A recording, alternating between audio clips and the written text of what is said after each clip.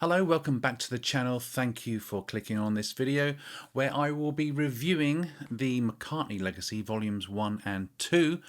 Firstly though, I must apologise, I've not been around for a while. Our oldest cat, Dodd, I didn't name him, he was hit by a car and is no longer with us. So me and the missus we just weren't in the mood. Weren't in the mood to do anything really. Well, not on camera at least. I did recently release two songs for you guys to listen to, and no one is bothering. Why do I bother? But please, if you do get a chance, do go check them out. One's called Low, Low, Low, and the other one is called Racer. I think they're both brilliant. If you like the Beatles, you'll probably like Low, Low, Low more, but I'll let you be the judge. Okay, so let's crack on with the review of these books. These are beasts of books, but why am I reviewing them now when they've been out for quite some time? I'm not going to lie to you, I haven't read them. Wait, I've not read them, I've listened to them. So I travel half hour to and from work. That's an hour, if you're good at maths. And during this time, I like to listen to podcasts. Rather than music, I listen to a podcast. Alan Partridge from the Oast House, brilliant podcast, extremely funny. Why am I? That's a different review, isn't it? What am I doing?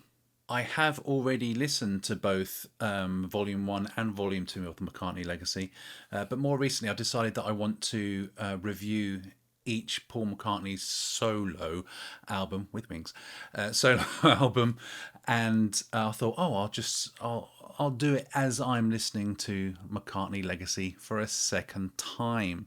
That kind of tells you if I like the book or not, doesn't it? I'm listening to them for a second time. There are over 12,000 pages packed full of Paul McCartney's post-Beatles journey, written by two guys which I'm pretty sure know more about Paul McCartney than Paul McCartney knows about himself. Probably.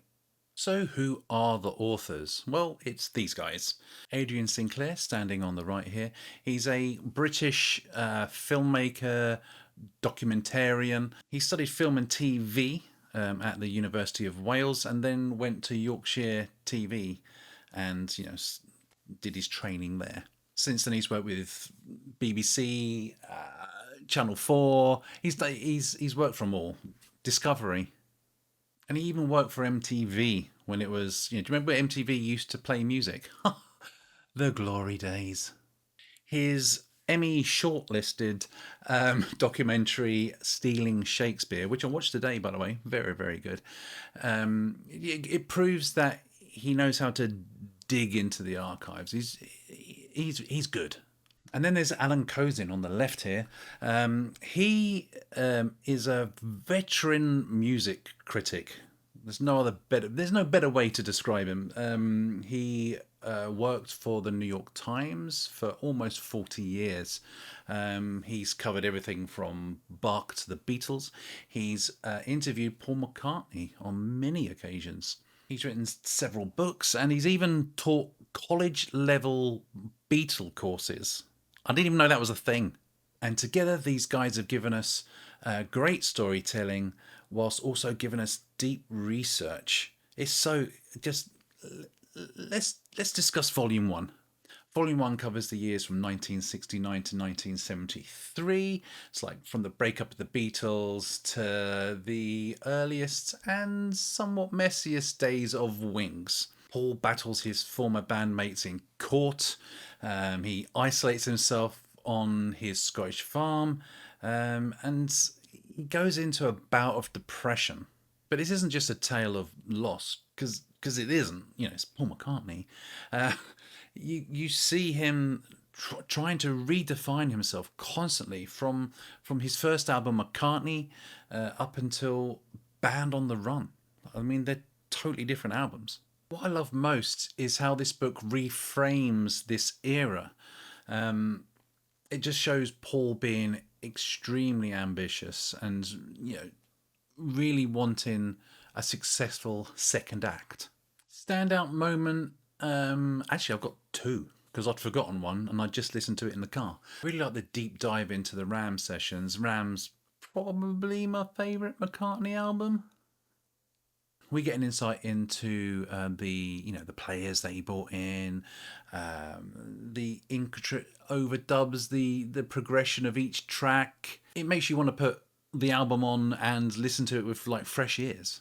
And the second standout moment, it's not really a moment, but it's just that these both of these books do not blow smoke up Paul McCartney's ass. There's a word for that. They don't think he's the best thing ever. What's the word? Hagiography. Google it. This book does go to some lengths to show the bad side of McCartney as well, which is quite refreshing in this type of book.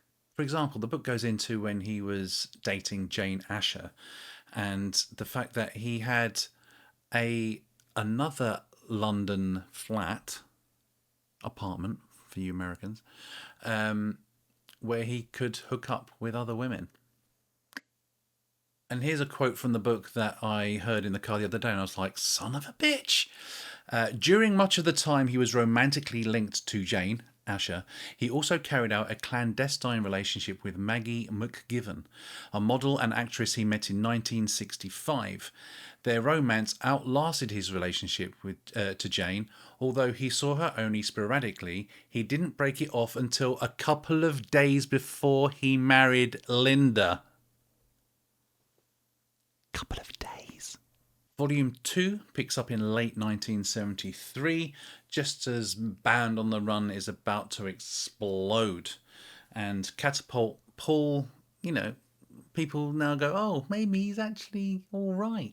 This volume tracks his transformation from underdog to hit-making titan. Wings becomes a real band and business, and you get to hear about all the trouble that brings. You get an up-close look at the making of Venus and Mars and Wings at the Speed of Sound, whilst also hearing about all the backstage drama as they are touring during this period. Doesn't stop there. We also hear about the making of London Town. Back to the Egg. So underrated, it makes me want to cry, that album. It's so good. And the quite radical left turn of McCartney 2. Another album which, when I review these, I'll probably get to like them. But at the moment, I'm kind of like, meh. Back to the Egg, though. What stands out across all these chapters is McCartney's relentlessness, constantly evolving, clashing with bandmates. It's all here. Sometimes he has chart-topping success, and we get to hear quite a lot of the reviews just absolutely demolishing him. Volume 2 ends just as the 80s begins, if I remember correctly. And obviously we know what happens in 1980, so we've got that whole era of tragedy and then more reinvention to look forward to. So are these McCartney Legacy books worth it? Absolutely. If you're a casual Beatles fan, this might seem a bit dense, a bit too much, but the storytelling is so good that I think even a casual Beatles fan would love it. Sinclair and Cosin managed to make 12,000 plus pages seem like an unfolding drama. These books are full of ambition, doubt, reinvention, and above all, music. It's the celebration of McCartney's creative process, as an artist that never stopped moving forward. So, quick pros and cons. There's meticulous detail in here with some stuff that has never before been published. It reframes McCartney's solo years in a compelling but fair light. The writing is engaging. This isn't just a sort of dry chronology. It's not like this happened, that happened. It's not like that.